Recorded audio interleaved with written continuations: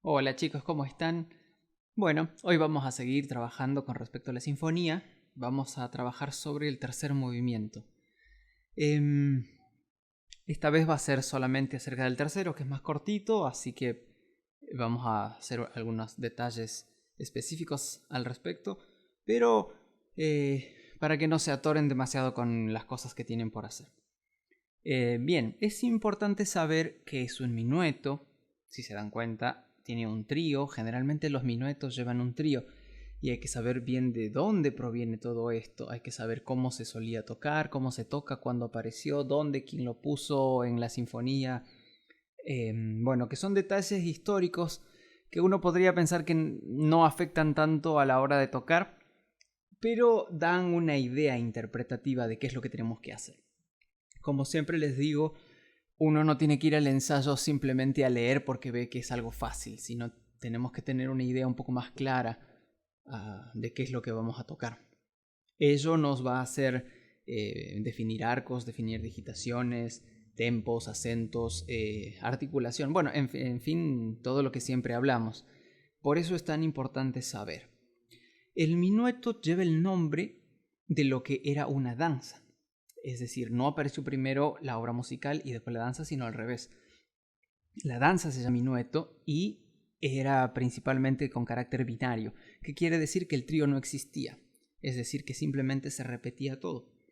Ahora, el trío simplemente es otro tipo de minuet, es un minuet diferente, de diferente carácter, que se le añade al minueto en sí y luego se retoma el minueto haciendo que tenga una forma tripartita, ya no es una forma binaria. Fue introducido en el barroco y después, o sea, fue introducido la música en el barroco, siendo una estilización de la danza. Y posteriormente en el clasicismo ya fue usado en sinfonías. Claramente era los terceros movimientos, generalmente, no siempre era así, o los segundos y después fue variando. Es el caso de esta sinfonía, por ejemplo, que lleva el tercer movimiento, el minuet y trío. Cuando se tocaba para que la gente baile esto, era un poco más lento, porque minuet viene de la voz francesa menu, según algunos, según otros viene de otro lado, pero bueno, ahí ya habría que hacer un estudio más profundo y yo solamente les quiero decir para entender un poco esto, que quería decir un paso lento. Entonces, a la hora de tocarlo para un baile, se tocaba más lento. Ya a la hora de tocarlo como pieza de concierto, se aceleró el tempo, pero para que no sea tan, digamos, aburrido de escuchar. Entonces, bien, ya vamos delimitando algunas cosas acerca del minueto y del trío. Bueno, los minuetos siempre van a estar en 3x4, aunque a veces están en 6x8 y hacen una especie de miola cuando están en 6x8. Pero bueno, esencialmente están en 3x4. Entonces, como siempre, es muy importante no acentuar otros tiempos que no sean el primero de cada compás. Porque tenemos que saber que para esta época era muy clara la denominación del tempo en el cual se escribía, entonces había que respetar eso. Si estaba en 4x4, era el 1 y el 3 los que se acentuaban un poco más, siendo el 1 el más importante, y en los 3x4 era el 1, y ahí ya depende de cada danza.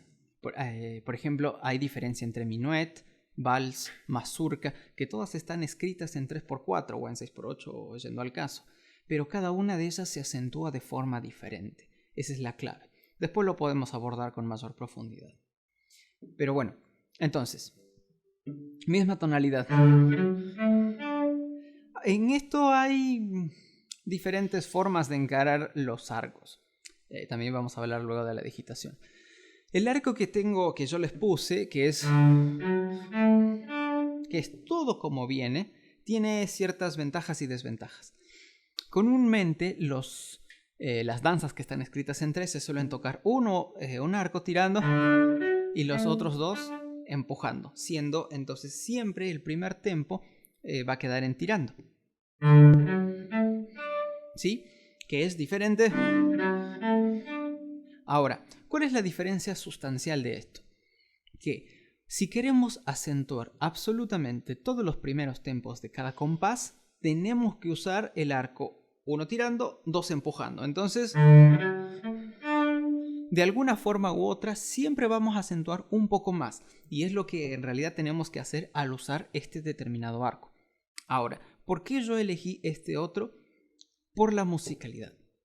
En este caso, la musicalidad, creo yo, y acá puedo estar no del todo acertado, y eso depende de la interpretación también del director o de quien esté haciendo el minuet, que no va por compás, sino cada 2 compases. Entonces, siendo que tenemos que hacer un acento verdaderamente acento cada 2 compases, tenemos que acentuar solamente el primer tempo de 2 primeros compases. Por eso, y este primer tempo es final de esta pequeña frase, entonces es menos. Como les digo, esto es una cuestión interpretativa y va a depender de qué es lo que se haga realmente y qué es lo que se pida en el ensayo general. Hay muchas formas de encarar esto, como siempre les digo, y uno tiene que ser capaz de poder determinar qué tipo de arco quiere hacer dependiendo de a qué situación. Entonces, no digamos que esto no es una regla. Los arcos que yo pongo, la digitación que yo pongo, no son reglas. Son interpretaciones de acuerdo a una idea musical. Y eso es lo más importante que siempre tenemos que tener en cuenta. Tener una idea musical clara. ¿Sí? Bien, por lo mismo, podemos, ya hablando de digitación, podemos no hacer con el cuarto dedo. Porque claro, esto nos permite vibrar, pero siempre es un poco más opaco la tercera cuerda en el registro más agudo. En cambio, la cuerda al aire de re resuena más. Y ahora, tampoco es que la tenemos que mantener. Si la tuviéramos que mantener, sí tendríamos que tocarla pisado, porque no hay forma de vibrar ni de hacer ninguna cuestión de direccionamiento. Entonces, a lo que voy es que puede ser simplemente... Puede ser en primera posición y usando las 2 cuerdas al aire. Siempre y cuando no suene latoso, que no suene como Suzuki, sin desmerecerlos, por supuesto. Tienen que buscar un sonido redondo. Y como siempre les hablo, eso simplemente se logra utilizando cada vez más arco. Entonces logran algo galante y no necesariamente todo pisado. ¿Sí? Eso lo voy a dejar al criterio de cada uno. Pero como les digo, siempre y cuando logren un sonido redondo de sus cuerdas al aire. No quiero que sea nasal ni Suzuki-coso, no sé cuál. Bien, inmediatamente después, o la digitación que quieran. En este que sería el tercer y cuarto compás, acá es importante no acentuar ninguna, porque está empezando acéfalo, digamos, lo que nos toca a nosotros tocar. Silencio en el primer tempo y las 3 siguientes notas pertenecen todas a un espacio que yo le diría que no va acentuado, haciendo caso a lo que ya hicimos en el primer y segundo compás, que quiere decir que las frases, el fraseo que podemos hacer está cada 2 compases. Entonces simplemente tener cuidado de no hacer o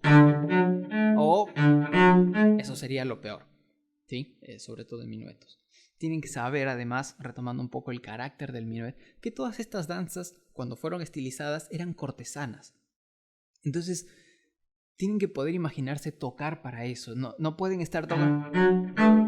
o que no va con el carácter. Entonces, yo les sugiero tratar siempre de hilar lo más fino que puedan, porque...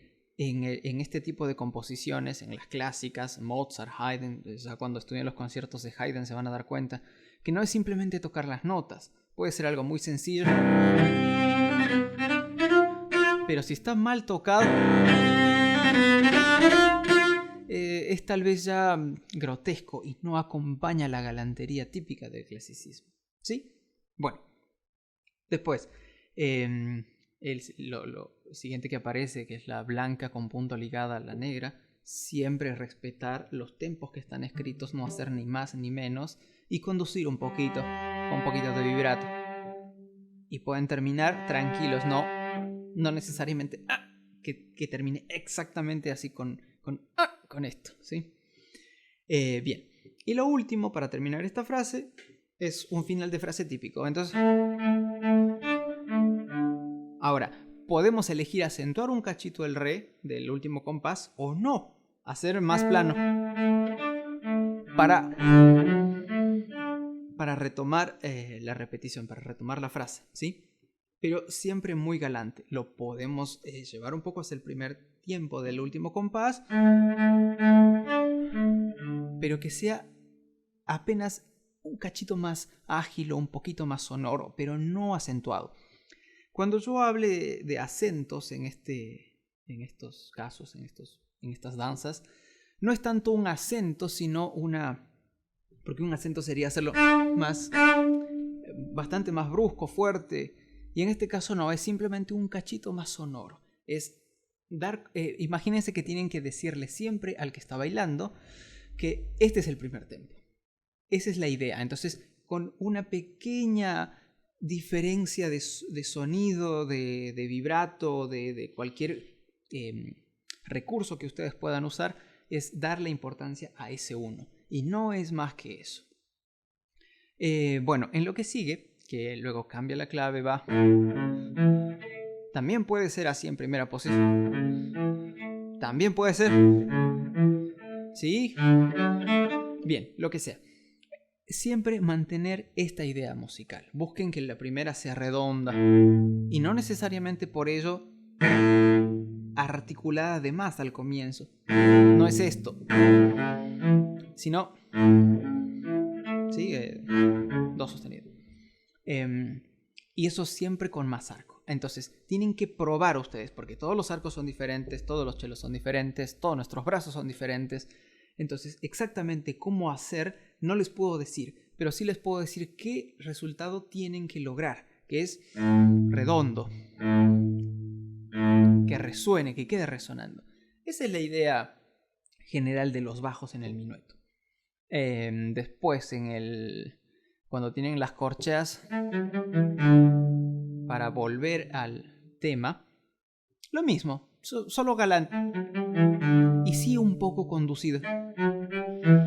El arco que sea, sí, pero siempre un poco más de arco. De esa forma van a lograr la dirección correcta, es decir, cómo llevar la frase.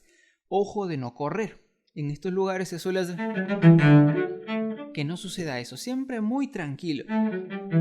Es más, hasta podemos hacer una especie de pequeño aire justo antes de que vuelva el tema.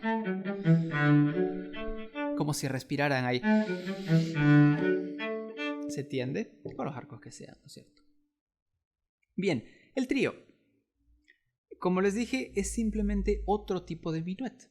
Se denominaba trío porque se usaban solamente 3 instrumentos cuando se hacía esta variación del minuet. Por ejemplo, 2 oboes y un fagot, 2 violines y un cello.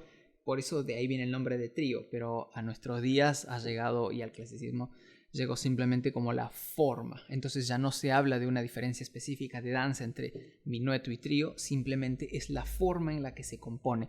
Y cuando estudian análisis musical, estudian la forma minueto-trío, que es una forma tripartita, ya hablando de forma y no necesariamente de una danza en particular.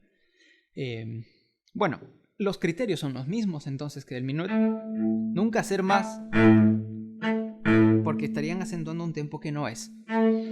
Ahora,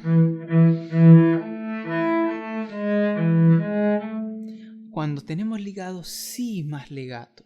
¿Por qué? Porque estamos ayudando a que la armonía con todo lo que está sonando atrás concuerde. Y va el cambio de carácter ahí también. Entonces...